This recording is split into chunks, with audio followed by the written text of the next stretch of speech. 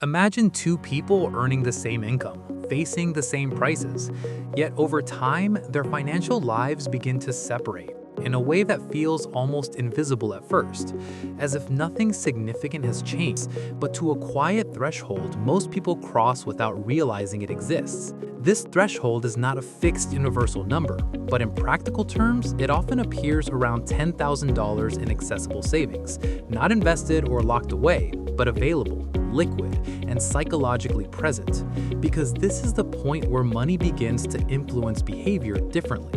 Before this threshold is reached, most financial decisions are shaped by urgency, where spending is driven less by preference and more by timing, and the absence of a buffer forces choices that prioritize immediate stability over long-term positioning, creating a pattern where even small disruptions, like a delayed payment or an unexpected expense, can trigger larger consequences, reinforcing a cycle where money flows in and out with little room for control.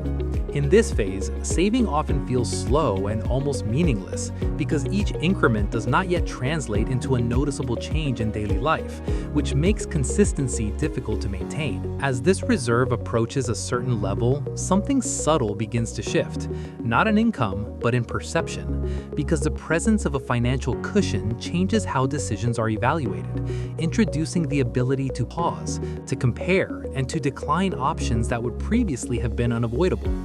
This is where the threshold begins to matter, not because of the number itself, but because of the flexibility it creates, allowing time to re-enter the decision-making process. Those moments where urgency forces acceptance of unfavorable terms, whether it is paying more for convenience, missing opportunities for discounts, or being unable to wait for better alternatives. When these moments become less frequent, even slightly,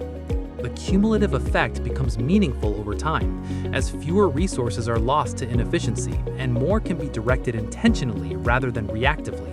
From a behavioral perspective, this threshold represents a transition away from scarcity-driven thinking toward a more stable cognitive state, where mental bandwidth is no longer dominated by immediate constraints, allowing for clearer planning and more consistent execution. Financial pressure has a way of narrowing focus and reducing decision quality, which means that the presence of even a modest buffer can improve not just what choices are available, but how effectively they are made, creating a feedback loop where better decisions reinforce the stability that enabled them. Historically, similar patterns have appeared in different economic environments, where individuals who manage to establish a small but reliable reserve gain disproportionate advantages over those operating without one, not because they have significantly more resources, but because they are less exposed to volatility.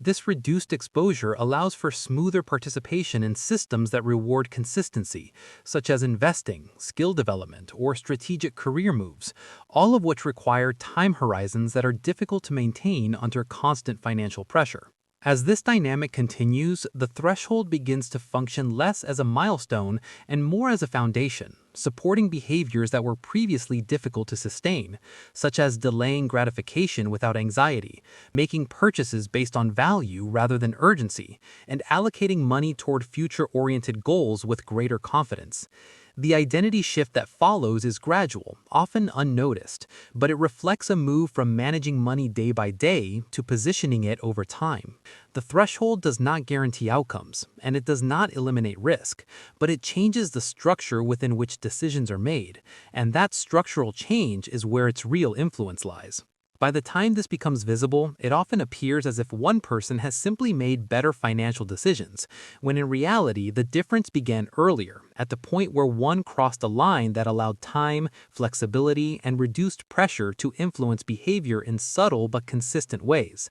Understanding this threshold is not about focusing on a specific number, but about recognizing how accessible reserves shape the decision-making environment, and how that environment over time becomes one of the most powerful drivers of financial outcomes.